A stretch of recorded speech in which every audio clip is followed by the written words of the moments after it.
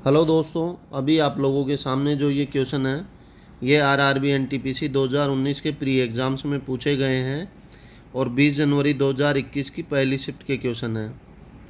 तो वीडियो शुरू करने से पहले जिन्होंने भी चैनल सब्सक्राइब नहीं किया है वो चैनल एक बार सब्सक्राइब कर लीजिए, जिससे आगे आने वाले नोटिफिकेशन आपको मिलते रहे और आप चैनल के साथ बने रहिए और वीडियो को पूरा ज़रूर देखिए। आपको बिल्कुल शॉर्ट टेस्ट ट्रिक में आपको कैसे क्वेश्चन सोल्व होते हैं वो सीखने को मिलेगा।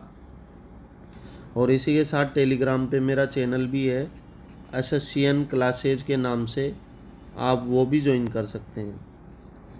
तो चलिए शुरू करते हैं आज का क्वेश्चन।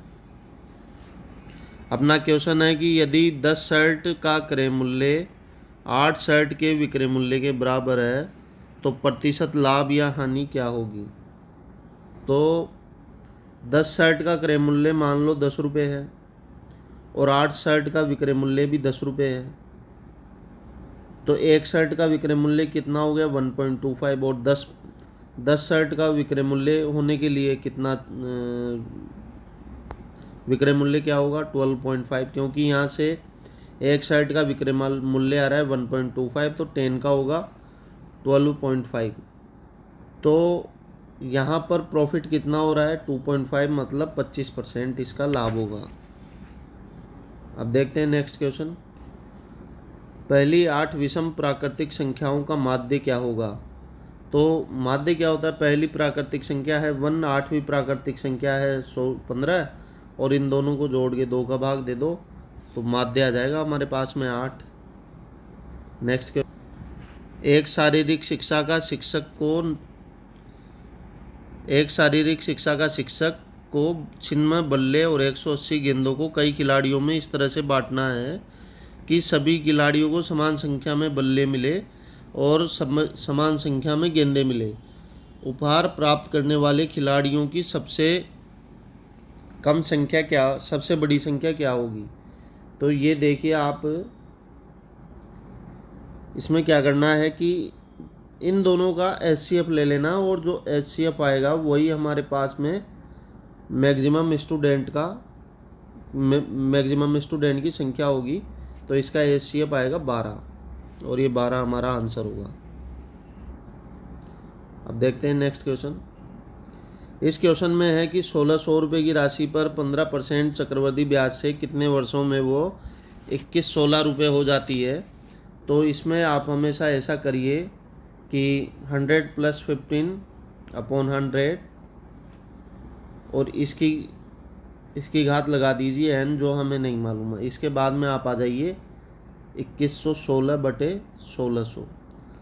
अब इसे आप तब तक डिवाइड कीजिए जब तक कि ये डिवाइड होना बंद ना हो जाए। जैसे सबसे पहले हम इसमें 4 से डिवाइड करते हैं, तो आप 4 से डिवाइड करोगे इसको तो 5 और 29 अपॉन यहाँ पर आ जाएगा 400। तो इससे ज़्यादा आगे ये कट नहीं रहा किसी से भी, तो ये होता है 23/20 का होल स्क्वायर। 529 23 का होल स्क्वायर 23 का स्क्वायर होता है और 420 का स्क्वायर होता है। और जब आप इसे भी काटोगे तो 23/20 की घात n आएगी, मतलब n की घात हो जाएगी हमारे पास में 2, कि 2 साल में 1600 रुपये का 15% चक्रवृद्धि ब्याज से 2116 रुपये हो जाता है। अब नेक्स्ट क्वेश्चन। इस क्वेश्चन में है कि 1 + 1015 कोट 75 का मान क्या होगा। तो मैंने पहले बता रखा है कि अगर 10 और कोट दिए हुए हों और इनके एंगल की वैल्यू इनके एंगल का सम अगर 90 डिग्री के इक्वल है तो अपन कोट 75 को 1015 या 1015 को कोट 75 के रूप में लिख सकते हैं। तो जब हम कोट 75 को 1015 लिखेंगे तो ये हो जाएगा 10² 15 डिग्री और 1 + 10² 15 डिग्री का मान होगा sec² 15 डिग्री के इक्वल। अब नेक्स्ट क्वेश्चन। इस क्वेश्चन में है कि a + b = 90 डिग्री है, तब साइन a का मान 3/5 दिया हुआ है तो tan b का मान पूछा गया है। कभी भी ऐसा क्वेश्चन दिया हुआ हो A plus B is equal to 90 degree दिया हुआ हो तो साइन ए का मान अगर 3/5 है तो साइन बी का मान 4/5 होगा, क्योंकि 3, 4, 5 ट्रिपलेट्स होते हैं, 3, 4 और 5। अब मान लो कि ये साइन ए है, ये एंगल ए है, ये बी है और ये सी है, तब साइन ए का मान हो रहा है 3/5 और आधार होगा इसका 4। और जब आप साइन बी निकालोगे तो बी के सामने वाली भुजा लंब होती है, अतः साइन बी का मान होगा 4/5।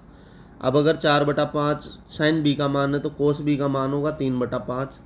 इस प्रकार को आप डायरेक्ट भी निकाल सकते हैं। अगर साइन बी का वैल्यू अपने पास 4/5 आई है तो कोस बी की वैल्यू आएगी 3/5 और टेन भी होता है साइन अपॉन कोस, तो आपके पास में 4/3 आंसर आ जाएगा।